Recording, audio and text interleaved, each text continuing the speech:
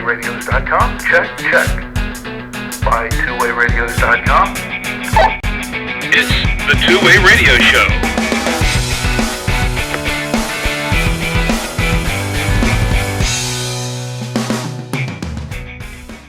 And welcome to the Two-Way Radio Show. I'm Rick Savoya. And I'm Danny Feemster. And this is the podcast about two-way radios for business and consumer communications. Today we'll talk about a new GMRS portable handheld radio from Wouxun that offers some popular features of their other models with a smaller size and lower price. We'll also take some of your comments and questions from our blog and our forum at twowayradios.com. Our show is sponsored by twowayradios.com, the source of two-way radios and radio accessories for businesses and consumers since 2002. twowayradios.com, your radio specialists. Last autumn, Wouxun introduced a GMRS radio called the KG-Q10G. We first introduced it in episode 183 of the Two-Way Radio Show, and it quickly became quite popular. Now there is a new model that has a few of the premium features found on the Q10G and on some other Wouxun GMRS radios, plus it is more portable and more affordable. We're talking about the new KG-S65G. Yeah, I think I'm so happy we're finally releasing this KG-S65G. I think everyone's going to be super happy with it. It's the idea for the S65G is to introduce a value radio. We had the KG-805G, which is a very high performance radio, but it's kind of low on features. If you're looking for raw performance at an affordable price, the 805G is a great option. But what we kept hearing from our customers is we want a radio at the 805G price, but with some of these extra features like the color display and weather mode, for example, things like that you would see on higher end radios like the 935G and up. And that is the gap that the KG-S65G is supposed to be there to fill. So really we're looking at a radio that has the core popular features a lot of people liked, but that also allows it to be a little bit lighter in a couple of ways and a little bit less expensive. And I think that's actually a pretty good value-based approach. That's exactly where this radio is supposed to fit. It's part of the KG-S series, and the S series already includes the S88G and a wide range of other radios. In the KG-S series, there are a couple of business radios, the S84 and S86B. There's a CB radio, a handheld CB radio, the S72C. There's an aviation radio in the KG-S74A. And now we were bringing out the KG-S65G, which is part of the S series. That means it's small. It uses the same battery as those other radios in the S series. So if you have an S88G, then you're going to have the same battery accessories will work on the S65G. And also it has USB-C support built into the radio, which is another feature that the S series brings along. But I think the biggest thing is that it has the NOAA weather radio. We get asked a lot about a low-cost radio that has NOAA weather, because our lower price radios like the 805, the 905, the S88, because those radios have a super heterodyne receiver and they don't use the system on a chip type technology, it's difficult to do to build dual band technology into that.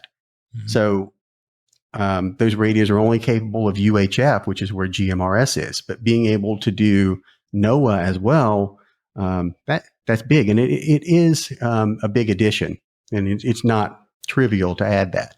So with the S65G, it's there. It also has weather alerts built into the radio as well, so you can get If there's a alert that's going around, you'll get a notification on the radio, or you can configure it to give you a notification in different ways if there's a weather emergency. Well, we have a few features in this radio now that I really am glad were placed in here. The couple of features in particular that are favorites of mine. But I'll tell you what, we'll save that as we come across them. Let's talk a little bit about some of the key features of this new KG-S65G and really what it offers. Let's do it. Okay. First of all, this is a radio that has up to 5 watts of power.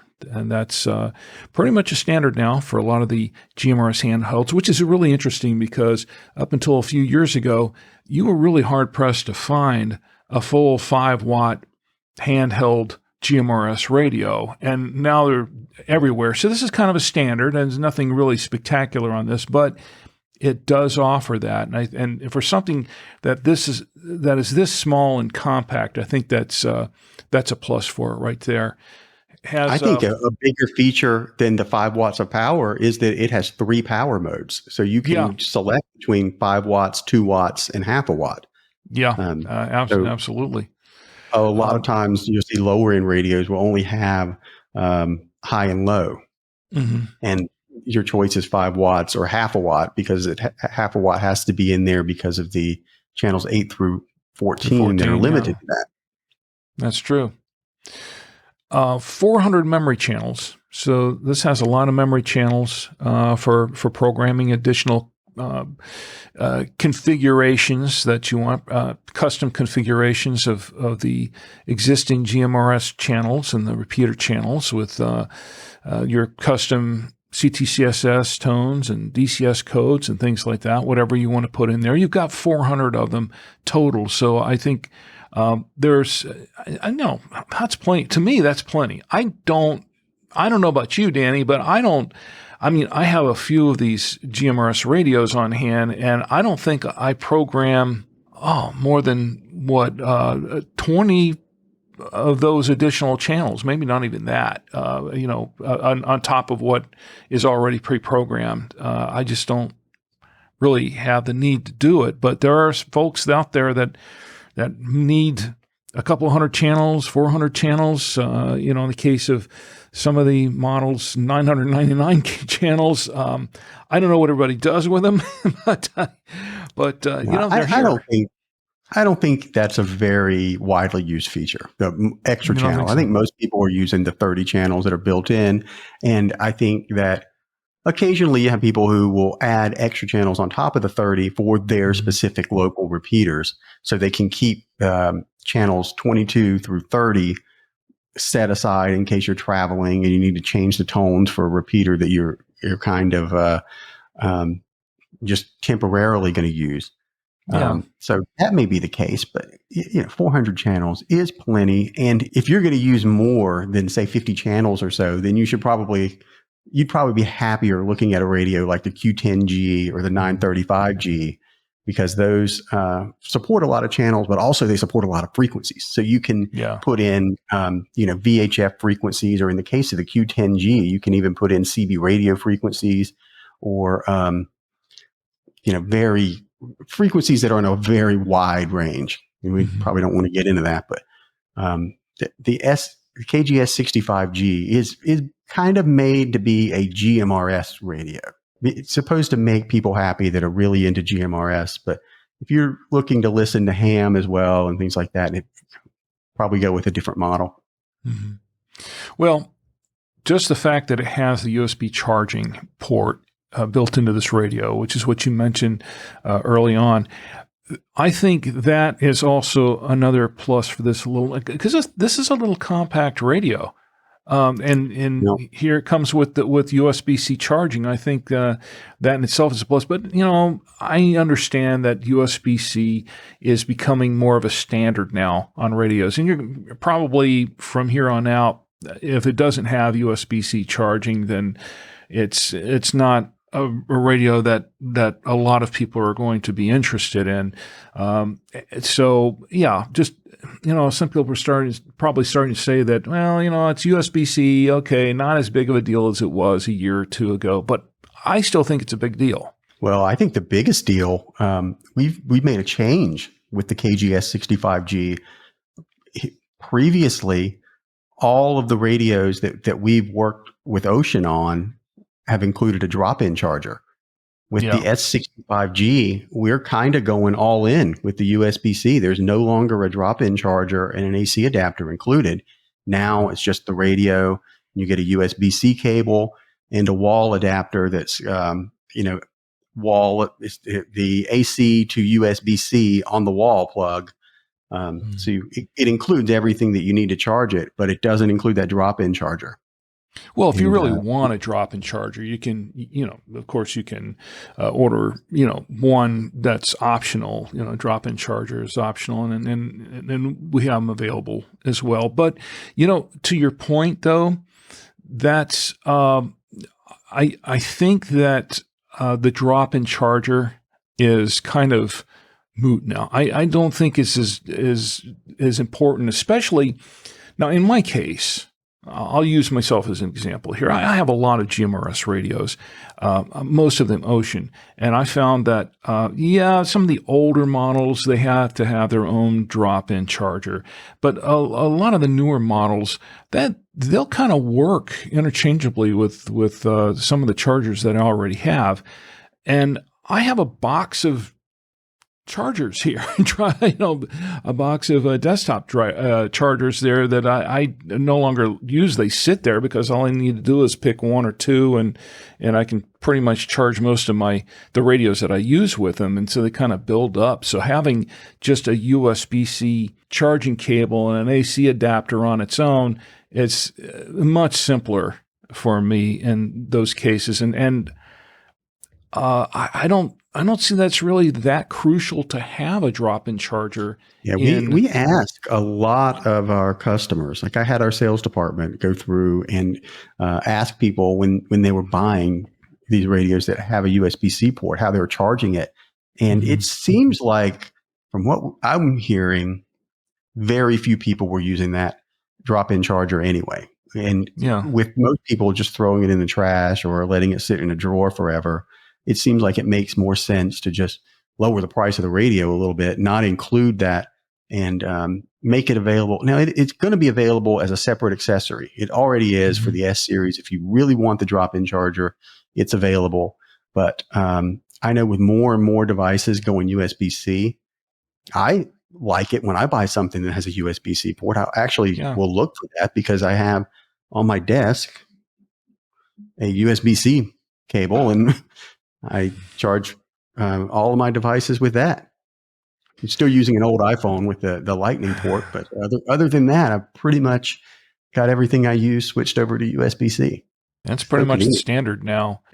Aside from the USB-C charging, it also has the full-color backlit LCD display that Wouxun is famous for. And this one is not just the full-color display, but like several other models, you can customize those colors, and it comes with some, 10, preset customized colors. Plus, you can go into the programming software and create your own customized set of colors, which is a really cool feature. Like the Q10 series, it includes the 10 built-in themes, same ones as the Q10 series, but it also has 4 customizable themes. So you can go into the programming software and select the colors that you like. In addition to the display, we have a couple of more function keys that are programmable. We some of the other models, you had 2 programmable keys. You could program to a lot of different things. And on the last couple, like the Q10G, you could program the top key as well. This one has 4 programmable function keys, 2 on the front, 2 on the side, and the top key. So that gives you essentially 5 programmable keys total, and all of those can be programmed with a short and a long press. So that gives you 10 programmable functions on this little tiny radio. Right. And nothing is hard coded. Like we didn't make the label weather, for example, on any of the keys because they're all fully customizable. You can assign the same list of functions to any key. So you can customize this radio however you like. If you're not a weather guy and you're never going to use weather, then replace the F2 key on the front of the radio with whatever you like. Now, just like the Q10G, this also has two menus actually built into the radio. Yes, it does. It has the area or channel menu, and it has the system menu. If you have to hold the menu down for a couple seconds to go into the system menu, a simple quick press will give you the channel or the area menu. Which is pretty cool on its own. I mean, having a menu nested in this radio with another menu is I think it organizes the menu a lot better overall, in my opinion. I think it's better organized. I mean, there are just certain functions that only apply to the channel, and that if you switch to you're on channel 1 and you change the channel name or something, there's a number of channel specific options, and you switch to channel 2, it's going to be back because those settings apply to the channel. Mm-hmm. Well, you were talking about the weather mode before, and that's where this radio is a little bit different from previous models that included the NOAA weather function. This has the 7 NOAA weather channels, of course, and the weather alerts, and this one has 4 weather alerts as opposed to 5 on some of the other radios. But something a little bit different with the weather mode on this one. Let's talk about that for a minute. Some radios, if you think about the Q10, for example, or the 935, the display is broken up into 2 different areas, and you can monitor multiple frequencies on the display at one time. Like, for example, area 1, area 2, you can be monitoring 2 frequencies at once. With the KG-S65G, it still has 2 areas on the display, but we wanted to keep this radio as simple as possible. Like, maintain just GMRS functions, make it easy to use, not a huge learning curve. So the way it works is it doesn't have dual monitoring. The top area is off by default, and if you turn weather on, that area becomes your weather channel, and the bottom area is always the GMRS area. So it's simple to use because of the way we laid out the UI there. I think this will make some users rather happy because instead of having to switch into weather mode and out of weather mode and that sort of thing, they can kind of monitor the weather mode on the top end. If they leave that on, they can continue to talk and receive on their radio and never lose actual sight of the weather channel per se. Yeah, I don't think you would want to do that because the weather channel is always receiving. You turn your local weather channel on, you're going to hear it constantly. So, I mean, I wouldn't. There's some people that have asked about that before, saying, I want to be able to monitor my weather channel in the background. I don't know. I haven't tried doing that myself. And yeah, to be honest, I only listen to one area at a time on some of the other radios because listening to 2 conversations at the same time is really distracting. But to me, right, exactly. But, I would turn weather on when you want to hear the weather and turn it off when you're finished hearing the weather, and then just leave it in GMRS mode it'll be in GMRS mode when the weather's off. But I do understand that there are people that like to monitor the weather mode and also kind of listen in, to whatever they're listening to at the same time. And for those that like that feature, there you go. More power to you. Well, it also monitors the weather in the background, and it will, if you have weather alert mode on, it'll listen for an alert tone that the NOAA frequencies broadcast when there's an emergency.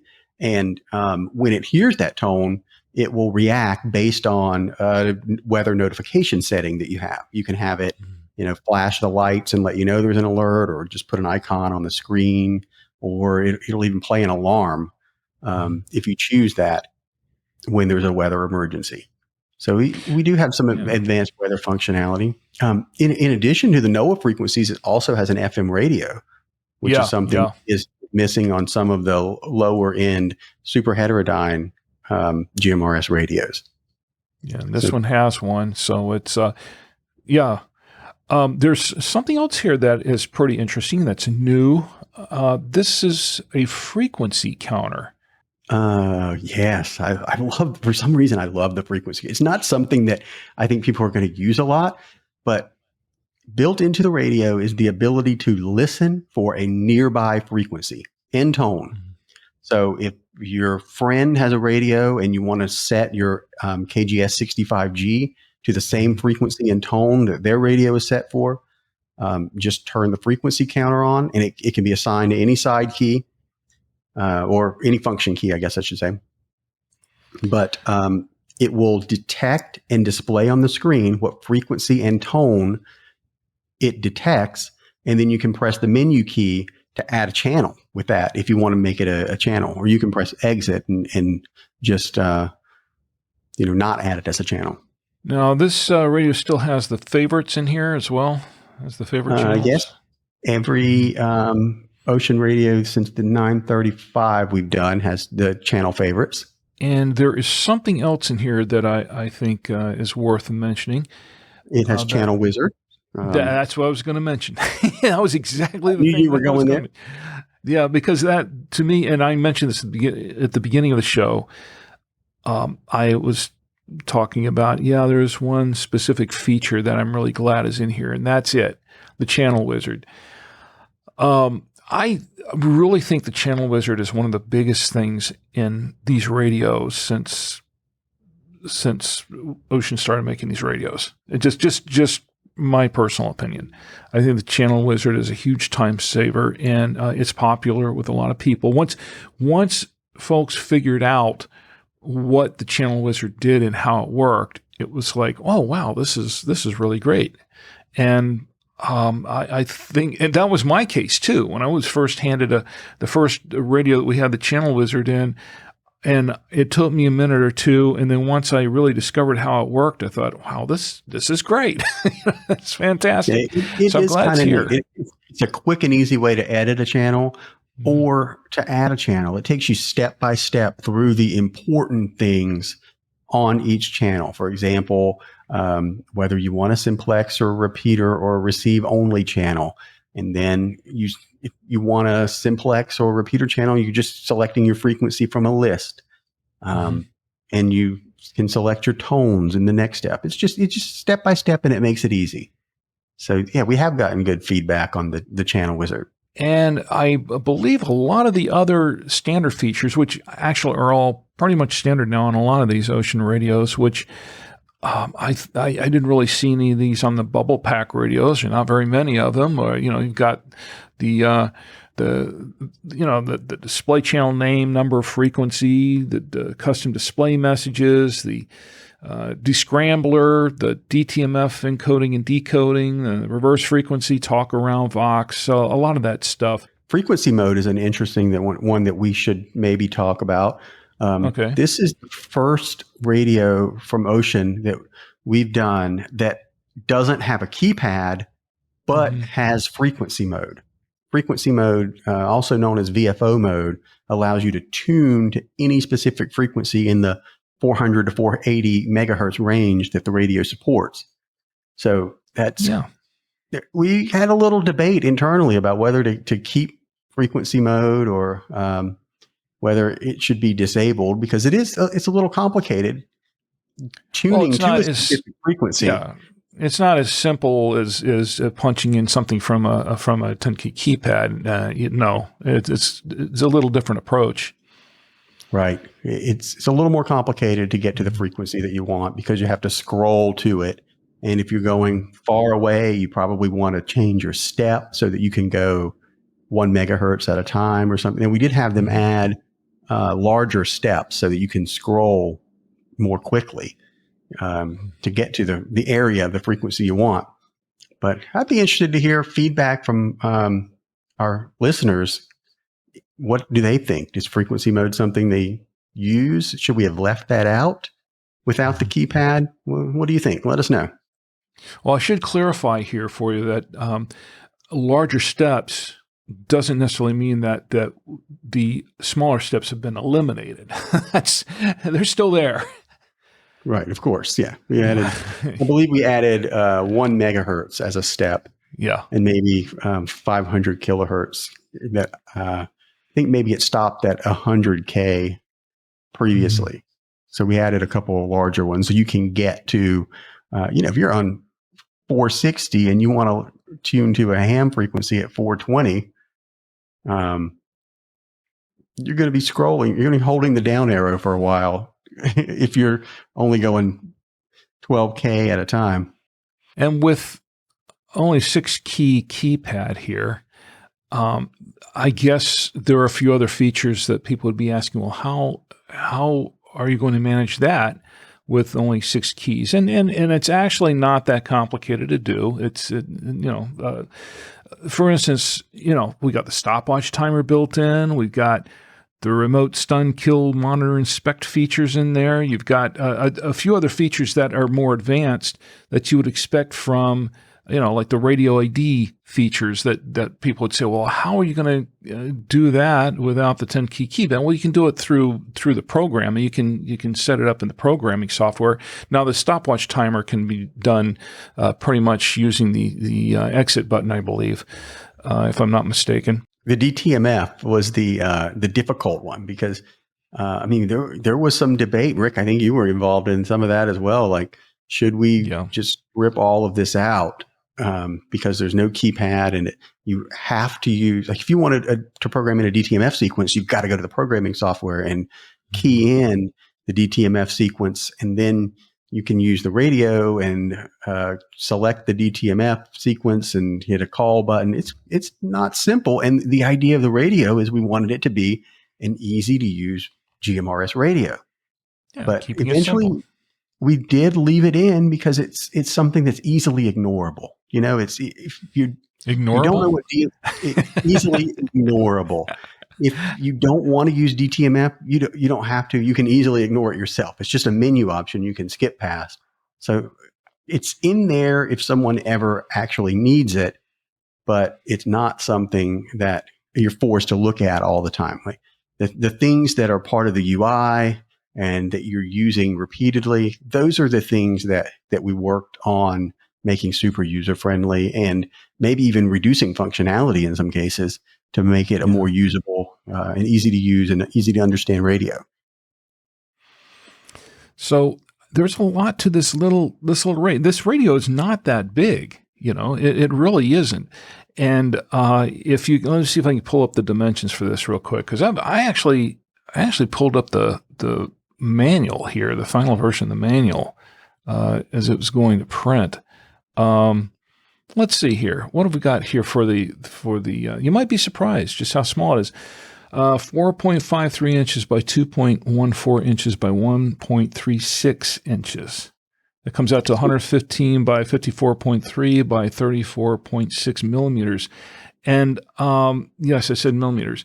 And the weight, it's only 8.4 ounces or 238 grams. So that it's small and it's lightweight. And that's when you look at how small this radio is, how compact it is, it really makes you appreciate everything that's packed into it even more, in my opinion. Yeah, it is super small. Like the other S series radio. If you've seen a KG-S68G, it's that size, and those are tiny radios. And they still have a ton of features. You're not giving up a lot by getting a smaller radio, but it's so much more portable. Now this one's IP55.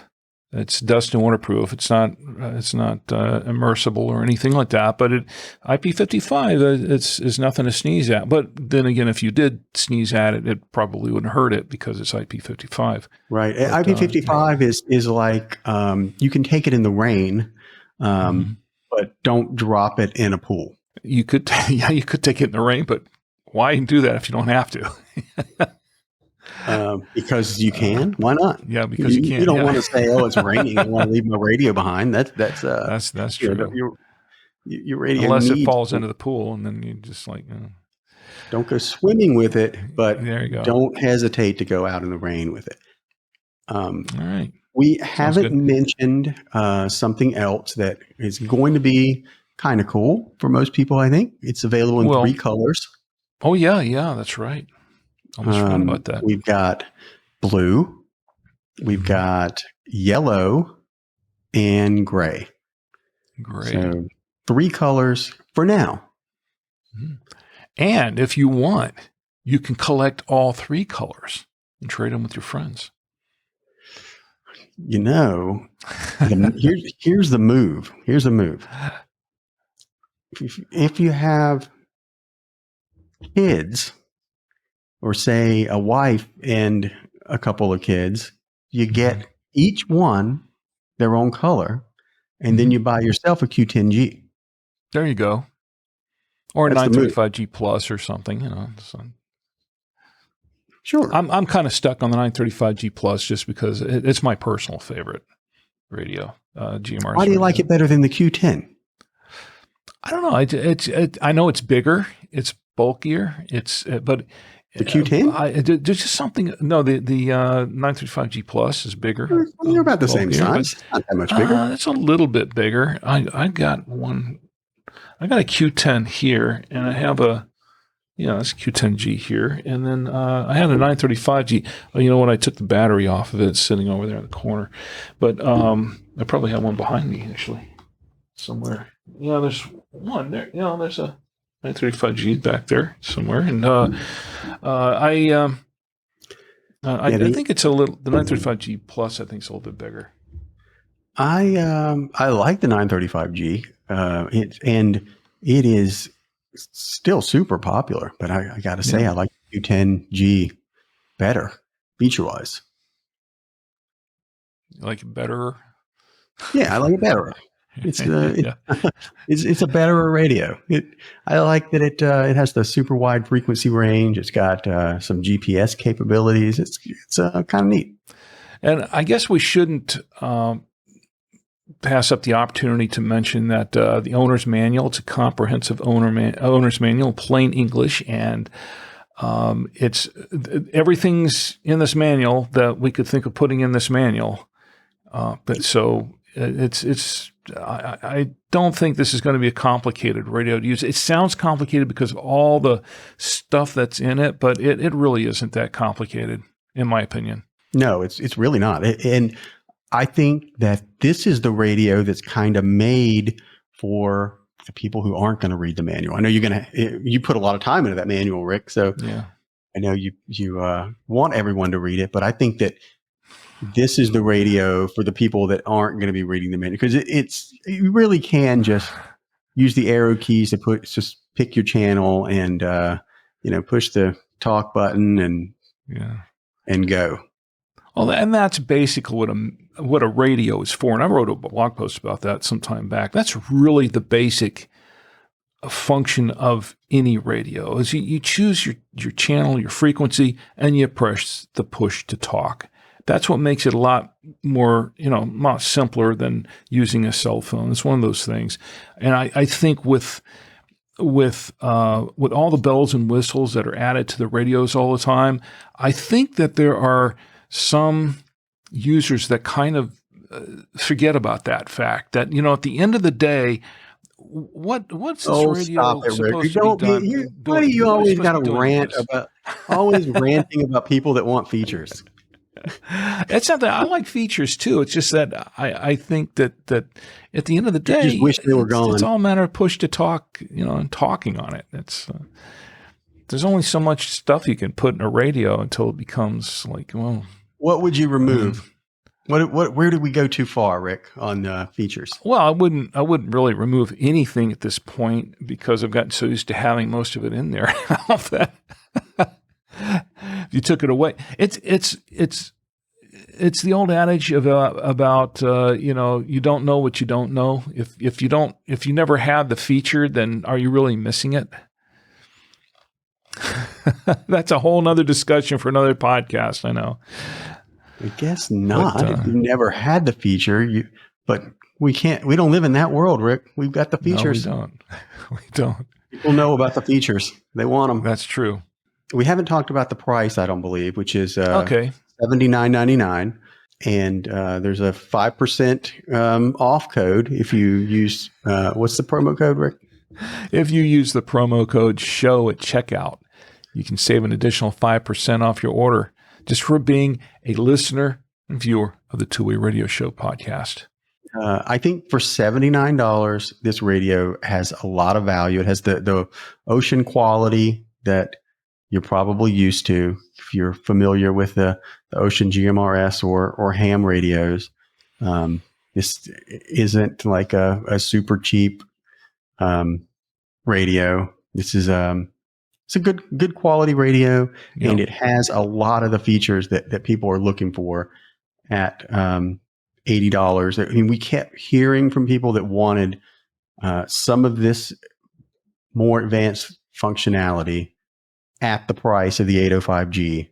And I hope everyone will agree that we delivered on that. We'll see. Oh, I think I think it's a fantastic radio for the price. No doubt about that. My opinion, of course. And the opinions and views expressed in this podcast do not do not. How does it go? If the listeners disagree, they'll let us know. I've learned that. Yeah.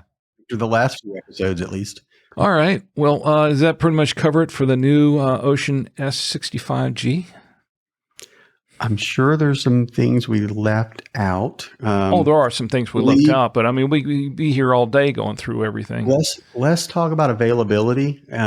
This should be available at the time this podcast goes out. It is very close. We have a shipment that, as we record this, is on the way.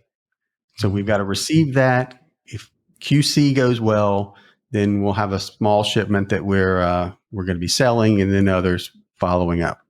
All right. Well, we have some comments and questions from our blog and our forum at twowayradiaforum.com. And actually, in this episode, they're all comments. A lot of mixed comments.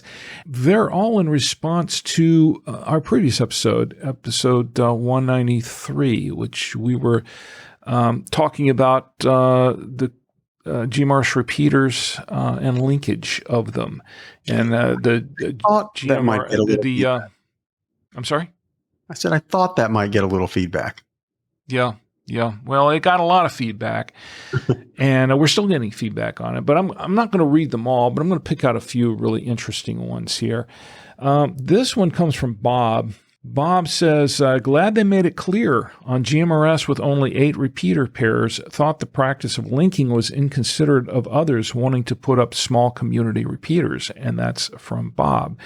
And once again, the FCC had to make a clarifying statement about the use of GMRS repeaters and linking them together.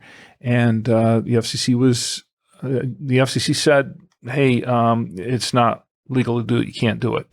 And a lot of people responded, some in the positive and some in the negative and some kind of, But I'm going to read some of these positive and negative ones here. I read this one from Bob. This one comes from Glenn. Glenn says, what those linking GMRS repeaters don't understand is that the FCC already licenses a service that allows linking under an entirely different set of rules. It also requires the licensee to take a series of tests, some of which involve understanding the rules. GMRS users are not tested, and the radios can be used by the children of the licensee. Have you ever given younger children a set of FRS walkie-talkies and listened to the language, lack of call signs, etc., that spews out of their mouths? That would end up with potty mouth comments being broadcast to several cities or states on who knows how many repeaters. In short, the FCC says it is not allowed. So if you want to continue doing it, become a ham. GMRS was for short distances, not nationwide comms, and that's from Glenn. And he does make a point there. Bill says it's always been illegal Linking 800/repeaters/nodes ties up repeaters. Also, charging someone to use your repeater or telling someone that can't use your repeater without a fee is another thing you shouldn't be doing. And that's from Bill. That kind of opens up a different... That's a topic for our next episode, I guess. Yeah, that's a totally different topic. Let's see here. Kombeski says, this will mean a death blow to all the linked repeaters in South Florida and many others. A lot of time and money has been spent on setting up an emergency GMRS linked system. Along with others around the country, these have been in operation for several years. I guess the interpretation of the language wasn't as clear-cut to many out there. I'm sure it won't be resolved without a lot more money spent on lawyers. And that's from Kombeski. That's the unfortunate side from what I see. You know, people have spent a lot of money on repeaters and coming up with emergency networks that had, they were a good idea. They had, safety in mind. And to find out that's not allowed after you put a lot of money into it, I can see how frustrating that would be. Yeah. This one comes from Jose, and Jose says, if GMRS people want long-distance communications, they should obtain their ham licenses. GMRS was not meant to be a substitute for HF. Linking repeaters limits communications. For instance, linking 15 GMRS repeaters only allows for one conversation at a time across 15 repeaters instead of 15 different communications. GMRS linked repeaters to create fiefdoms. And he says, Danny, you sound like a CBer who then became a GMRS person. Zello and other such services should never have been allowed. It's cut and dry. What don't you get about that? And that's from Jose. And he was referring to your comment about using Zello. Obviously, he's missing something because he didn't listen to the whole episode, or he didn't understand what I was saying. That's what I thought when I read that one. Yeah, Brian here says if the FCC would allow DMR digital mode on GMRS frequencies, maybe even just a repeater pair or two, then GMRS users could design a network that leverages the DMR color codes and talk groups to reduce interference and make more efficient use of the RF spectrum that is allocated to GMRS. Then users could control the amount of traffic they hear by selecting the talk groups on their device. Then it would not be an issue with wide area coverage repeater systems. And that's from Brian. See, I like the way Brian is thinking. I have some similar ideas on that. And it does introduce some problems as well that have to be thought through. But I think that's a good direction. Yeah. Herbert says, I am not against linking, but it should be restricted to repeaters on the same frequency. I live in an area that I'm able to reach 4 different GMRS repeaters. There is an organization locally that linked all 4 of these repeaters and a few more throughout the state and neighboring states. 4 repeaters, all on different frequencies, all linked together, literally wipes out 30% of the available spectrum resources. That I do not agree with. I'm glad that the FCC finally took action on this, and that's from Herbert. And that was kind of the point I was trying to make in the last episode. So, we don't have enough, repeater channels to be able to do this. And he does make a very populated area. I think 8. I know we covered this last episode, but I agree with you. 8 frequencies isn't enough. If you're in a big city or something like that, they're going to go quick. Let's see. I'll pick a couple more out here because we could go all day reading these. There are a lot of them. Texas, Aggie says the FCC needs to explain the rationale behind this ruling. That's from Texas. I think they did. I think they did. Oshids says, you guys ramble on a clearly defined definition of illegal GMRS linked repeaters as the channel hogs do on their linked networks. That's from, is that D-Shids? D-Shids. Yeah, okay. We got a show to do, Yeah. It's kind of what we do. And I think Dub's Adventure here was responding to you as well. It says, I see no problem sending your repeater traffic over Zello as a receive only. That said, I don't have a problem with linked repeaters as long as it's locally linked.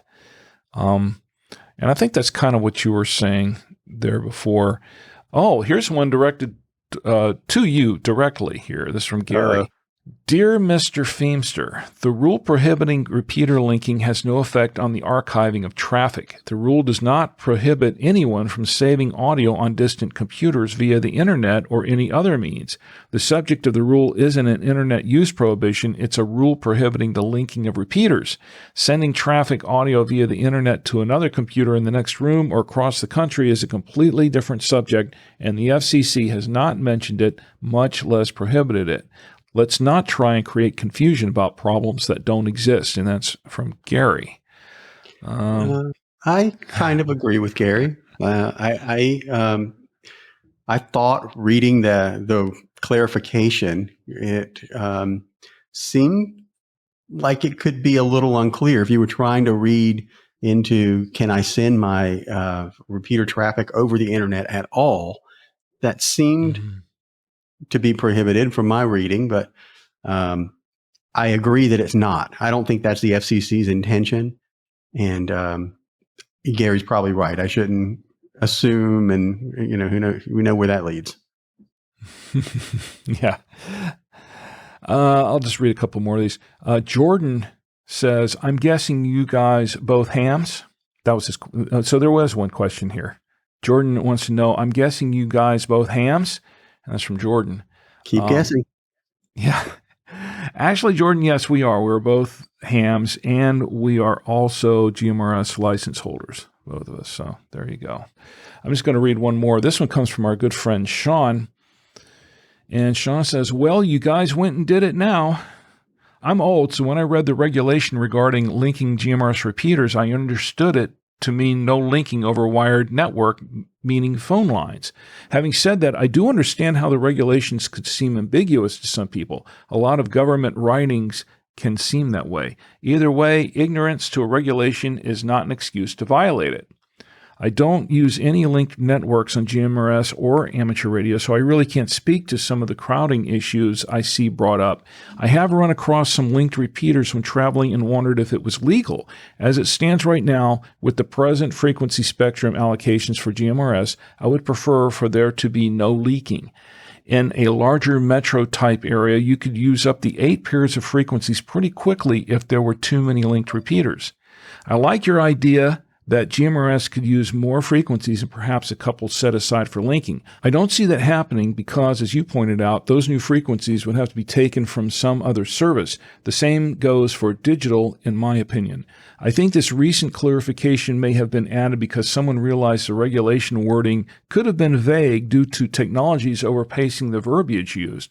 Who knows? It could have come about because of complaints. I am no fan of government intervention. In my opinion, our government is way too large and bloated now, but I also can imagine what the airwaves would be like without some rules. Thanks for your great podcast, and that's from Sean. Thanks, Sean. I kind of agree with Sean. He made some great points here, and I appreciate it. All right, I guess that does it for our comments and questions in this episode. Send in your comments and questions for Danny or myself to show@twowayradios.com. If you want to know more about today's topic or about two-way radios in general, check out our forum discussions at twowayradiosforum.com. You can subscribe to the Two-Way Radio Show directly from our website at twowayradioshow.com or hear it almost anywhere you can find a podcast. You can also subscribe by email. Click subscribe by email on the Two-Way Radio Show podcast page at twowayradioshow.com. Enter your email address and you'll get the latest episode of the Two-Way Radio Show as soon as it's released. All right, I guess that does it for our show in this episode. Before we go, any final comment? I think we got it.